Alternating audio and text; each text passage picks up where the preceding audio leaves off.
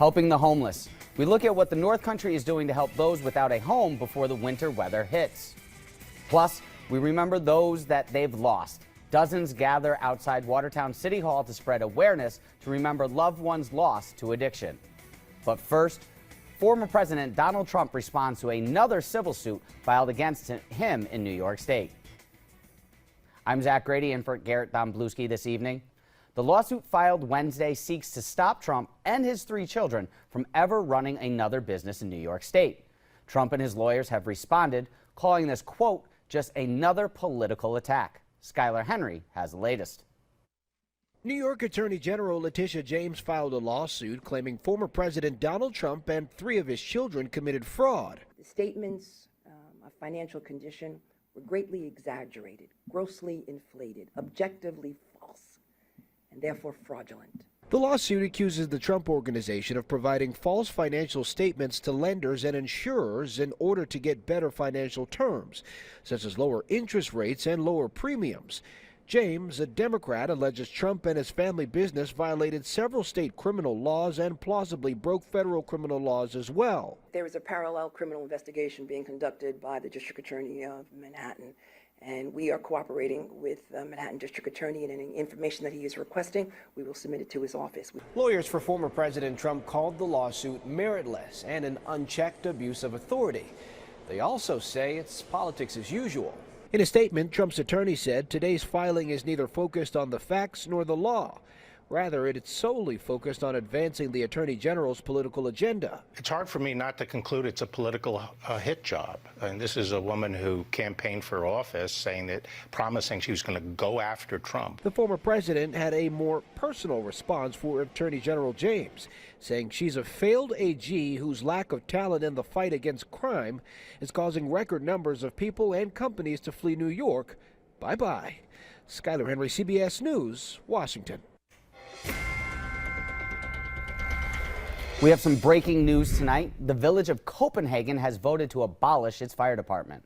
The village had previously told the volunteer fire department to either hand over control to the village or it would be disbanded. Last week, village officials said a deadline to make the decision was not met. Tonight, the village's lawyer says the board made the decision itself. We were told it will take 30 days for this to go into effect. Charges against Ogdensburg Mayor Mike Skelly have been temporarily dismissed.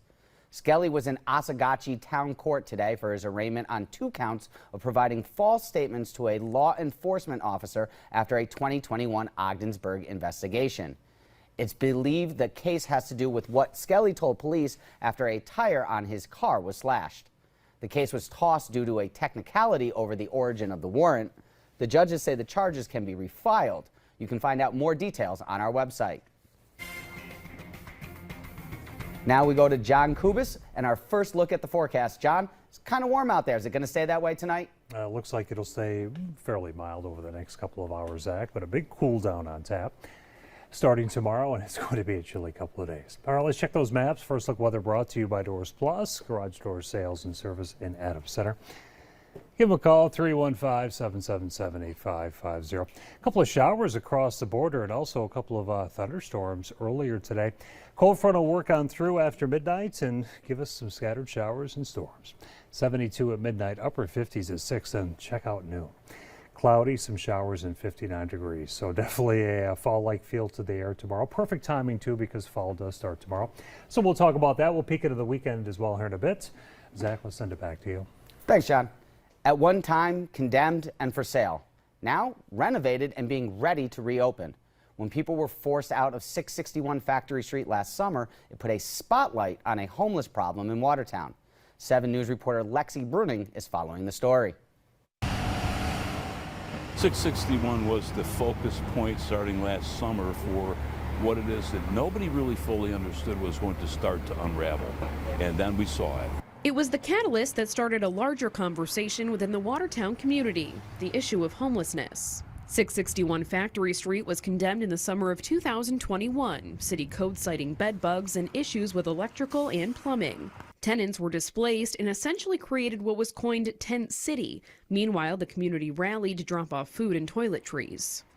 It had been up for sale for quite some time, but now the owner has plans to reopen. And one by one, the problems are being thrown out the window. Councilmember Cliff Olney brought up the idea when he learned the building is eligible for state grant money in the future. Right now, private dollars are being invested in the property, about $10,000. They're looking at doing all the carpet's going to be pulled out. They're going to put new laminate down. They're going to paint everything. And then the outside of the building, it appears, is going to be fixed up and cleaned up. Jefferson County Director of Community Services Tim Ritten tells 7 News, quote, "Our community has a tremendous shortage of low-income housing as a result of many factors. I'm certainly supportive of any initiative that will expand the accessibility to low-income, low-barrier housing." City Code Enforcement Officer Dana Aiken says the building has yet to be released from condemnation because the department still has to do the required inspections. But Olney says sometimes it takes something like this for the city and county to learn a lesson. We need an emergency plan in place in order to accommodate people should there be a fire in a large structure like this or some other thing like what happened then. We don't have that now. We need to look at that. The owner of the building is Linda Mercer. She says she's very happy the city is working with her to help reopen. Lexi Bruning, 7 News. Lewis County is also addressing the rising number of homeless people in the community as cold weather nears. Groups throughout the county have joined together opening a warming center for the homeless.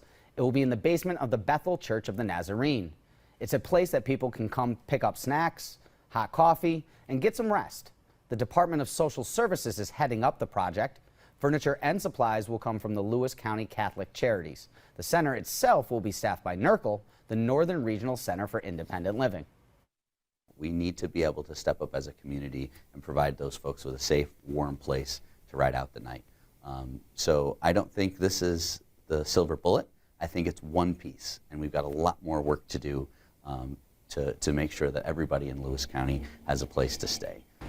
The center opens its doors later this fall, 7 days a week from 7 p.m. to 7 a.m. Officials from both the city of Watertown and Jefferson County spoke Wednesday afternoon as part of an overdose awareness and remembrance day. The Alliance for Better Communities, which focuses on reducing underage drinking and drug abuse, hosted the day. Also in attendance at the event was Amanda Loomis Serrano. Serrano remains in recovery from her addiction. She currently is 10 years sober and says that she has lost most of her family due to overdoses. I'm just continuing to lose everybody that I love. My whole generation is being wiped out. I try to participate in every outreach, overdose, any kind of awareness and education for the community. People attending the event also took part in signing an overdose and awareness banner. As people observe the day, 7 News reporter Sandy Torres tells us tonight that in 2022, the numbers are trending down when it comes to the number of overdose deaths in Jefferson County.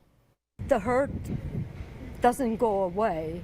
You just grow love around it. Anita Seafried Brown lost her son to a drug overdose 10 years ago. She says it's important for parents to be proactive in helping their children overcome addiction. You as a parent and ready to help your child as the person who is suffering from the disease. This year so far, the total number of overdoses is lower in comparison to the year of 2020 and 2021. In 2020, Jefferson County reported a total of 34 overdose deaths.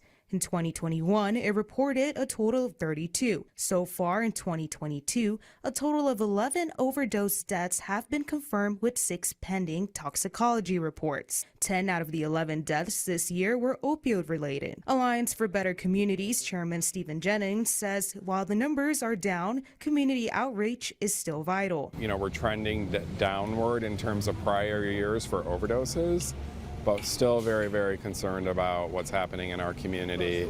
There's a lot of activity in the city of Watertown, and we're very concerned about that. Jennings says this downward trend could be due to the spread of awareness on overdoses and harm reduction efforts in the community. We are working very hard to try to prevent any and all deaths with people, making sure they access resources in the community, making sure people who are using heroin, fentanyl, any substance, we have fentanyl test strips we are fanning out to the community. Jason Langstaff is 5 years recovering from heroin use. He says there's a constant tug-of-war battle when it comes to addiction. You have to work every day to get it. You have to work every day to make sure that your day is gonna, when my head hits the pillow at night, I know I won today, but I gotta be ready again tomorrow.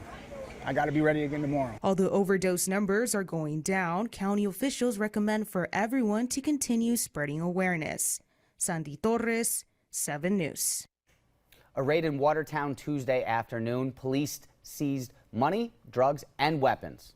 The Metro Jefferson Drug Task Force say they arrested 37-year-old Nicholas Raffus. Police say the multi-week-long investigation produced nearly $2,800 in cash, 39 grams of cocaine, and 325 envelopes of a substance that officials believe to be a mixture of heroin and fentanyl. Along with the narcotics, a handgun that had been reported stolen, 2 rifles, and brass knuckles were also collected. Raffus remains in police custody. A boil water advisory could stay in effect for some residents of Ogdensburg for the next couple of days. The advisory is because of a water valve that crews installed at Jersey Avenue and Franklin Street. The first advisory out today was for the 500 block of Jersey Ave and the 900 block of Franklin Street. Another advisory was added later this afternoon. The city is also telling residents near the 400 block of Canton Street and Academy Place to boil their water until further notice. Additionally, the 900 block of Elizabeth Street, as well the 500 and 600 blocks of East South Street have been added to the list. Again, the boil water advisory is expected to last for the next couple of days. A Potsdam Rotary Club member is responsible for saving and helping design license plates for Rotary members. Rotary member Michael Griffin wanted to apply for a new plate, but found out that the plate was close to being discontinued. Griffin spent the last year rallying support, getting other Rotarians in the state to help save and redesign the plates.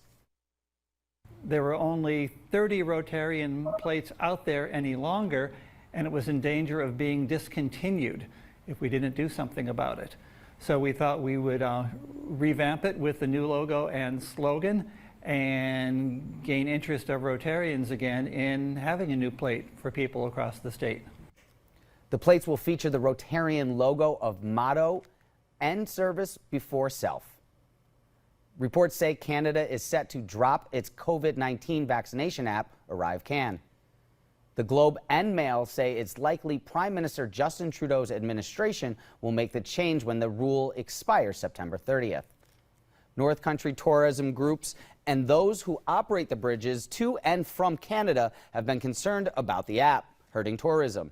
They say it's because of the extra steps it takes to fill out the information when using the app.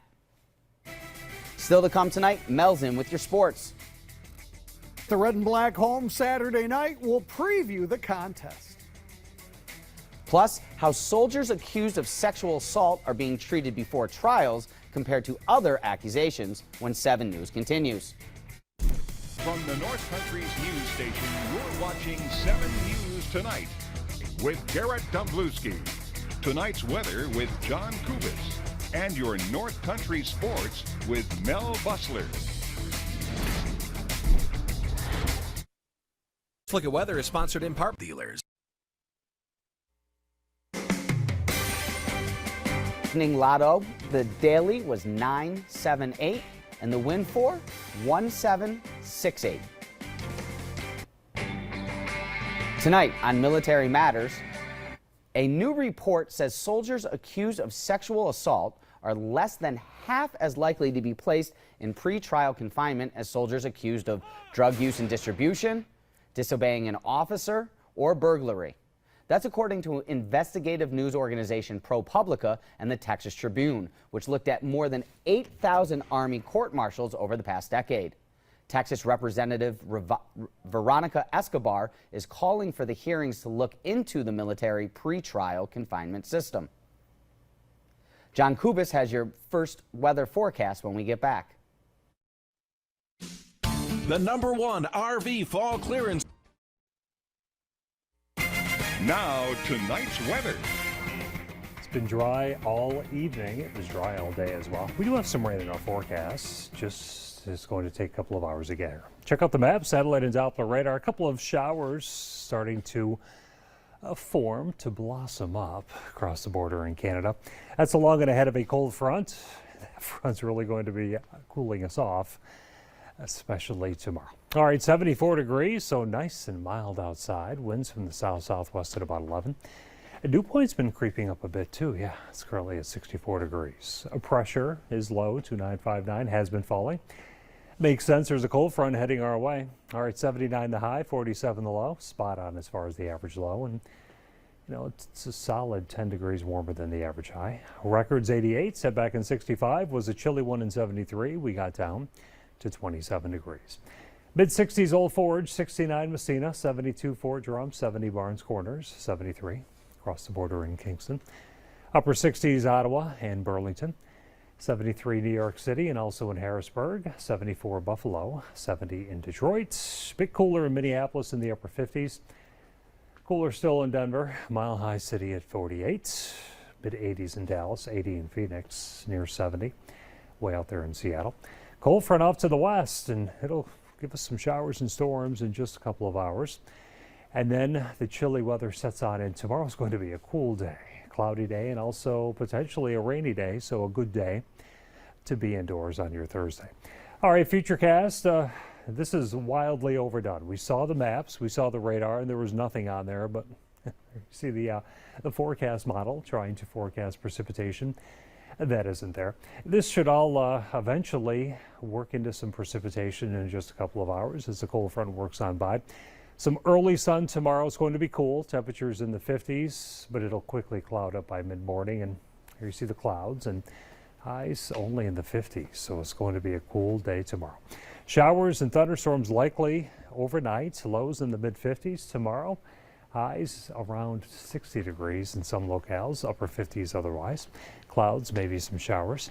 Showers and storms likely in Lewis County, lows in the 50s tomorrow, a cool and cloudy day with highs only in the mid to upper 50s. St. Lawrence County tonight, some showers, thunderstorms, lows in the 50s tomorrow. Clouds, some showers, and highs only in the mid to upper 50s. Looks like cool on Friday. At least we'll enjoy some sun. Saturday, a bit of a warm up, 62 and mainly sunny. Some showers on Sunday, and it looks like Monday and Tuesday, more in the way of rain. So it looks like fall is here. Coming up next, Mel has sports. Stay tuned. Now your North Country sports. Time for your Toyota Sports Report. Boys and girls soccer on the docket for this Wednesday. We focus in on the Northern Athletic Conference, beginning with the boys. St. Lawrence Central and Madrid Waddington, the Larry's Charlie Dow sends a shot on goal. Joe White collects one of his 5 saves. Caden Kingston blasts a shot on goal. Connor Provost deflects the shot over the net. Kingston would eventually produce 3 goals and an assist. Kingston to Ryan Mayette, but is turned away. Matt Reed adds a goal, 3 assists. The Jackets score 4 times in the second half for a 6-1 win over St. Lawrence Central. Girls soccer, Canton hosting Potsdam. The Golden Bears' Josie Schoenberg fires a shot from just out of the 18, stopped by Jadian Andrews to keep the game scoreless. Haley Stevenson gets an open shot, but again turned aside. With 8:34 left, Abigail Woodruff gets a penalty shot and hits the mark for the lone goal of the contest. Canton beats Potsdam 1-0. Tonight's local scoreboard's brought to you by Arch Jug, located at 820 Huntington Street in Watertown. Arch Jug, noted for Italian classics, pasta, steaks, and of course, delicious pizza. Arch Jug, with over 89 years of serving the North Country for great food, it's Arch Jug. Girls high school soccer, Copenhagen shuts out Sandy Creek. Lime over Lafargeville. Immaculate Heart beats South Jefferson. South Louis blanks Alexandria. Beaver River over Sackett's Harbor. Lowville defeats Indian River. Belleville Henderson nips Thousand Islands. Canton shades Potsdam. Lisbon Edwards Knox a 2-2 tie. Messina over Gouverneur. Norwood Norfolk defeats Salmon River. OFA downs Malone. Boys high school soccer, St. Lawrence Central losing to Madrid Waddington. Parishville Hopkinton defeats St. Regis Falls. Salmon River a winner over Gouverneur. Men's college soccer, Cortland Potsdam tie at 2. Women's college soccer, Skidmore over Clarkson. Cortland defeats Potsdam, and Alfred State over Canton. Women's college volleyball, Jefferson a winner over Broome. High school volleyball, Salmon River defeats Brushton Maira. Tupper Lake shades Clifton Fire. Watertown Red and Black open up defense of their Empire Football League championship with a playoff game this Saturday night at the Alex Duffy Fairgrounds. The local semi-pro team hoping to add another trophy to the case. The Red and Black beat Auburn twice during the regular season, 56-0 and 41-6. The two teams now meet in the semifinals of the Empire Football League playoffs. We still got to play the game, Mel. They've got some big guys. They've got some athletes. It's just that we've kind of had their number twice so far this year. And if we just come in and play our game, we'll be fine. They suited 35, 40 guys a couple weeks ago when we went down and scouted them. And if they bring 30, 35, 40 guys, you gotta respect that. And we'll just play the game and see what happens. And hopefully we win, and then we'll have the championship here a week after. With two blowout wins over the Pride, you wonder if there's a chance of underestimating the opponent this time around. I think it's human nature that after you've beat somebody up pretty good twice, that you think you've got it won before you play. And that's the one thing this week that we'll be talking about at practice. You play the game because on any given Saturday, anybody can beat anybody in this league. And I would hate to think that we'd get bumped by somebody that we beat twice. And we'll just go from there. By earning the best record during the regular season, the Red and Black with home field advantage through the playoffs. We have the best fans in the league. We always have had. Recently, we've had some great crowds, and I hope they do come back and watch this one because, again, we're making history. This year we went undefeated, 10-0 in the regular season. Last time they did that was back in 1974, and that was my second year on the team as a player, and it was a real good feeling then, and it still feels the same, 45 years later that we can do that, and it's been a lot of work to do it, to be undefeated in a regular season.